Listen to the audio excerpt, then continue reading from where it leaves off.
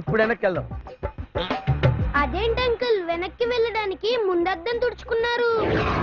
ఏదైనా పని చేసేటప్పుడు కొంచెం వెనక ముందు చూసుకోవాలరా. నేను ముందు చూసుకుంటాను, నువ్వు వెనక చూడమ్మా. అలాగే అంకుల్. తగలట్లేదు, రండి అంకుల్. తగ్గుతుందమ్మా చూడు. ఏం లేదులే, రండి. సరిగ్గా చూడు. తగిలిందా? నేను చూసుకుంటానులే, రండి. తగిలిందా? లేదు, పగిలింది.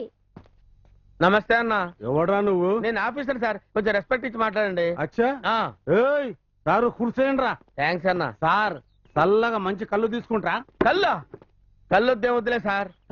సార్ వీళ్ళంతా ఎవరండి? వీళ్ళంతా నా స్టాఫ్. ఆహా, ఇంతమంది స్టాఫ్, ఇన్ని కార్లు ఉన్నాయంటే మీరు ఏం చేస్తుంటారు సార్?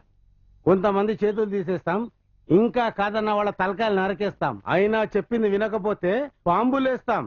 ఆహా, మీలాంటి వాళ్ళే నాకు కావాలి సార్. అవును, మీరేం చేస్తుంటారు? నేను ఏజెంట్ సార్.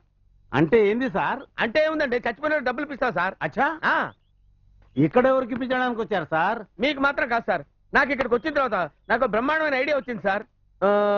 మీరు ఎవరెవరు నేయబోతున్నారో నాకు ఒకసారి చెప్పండి సార్.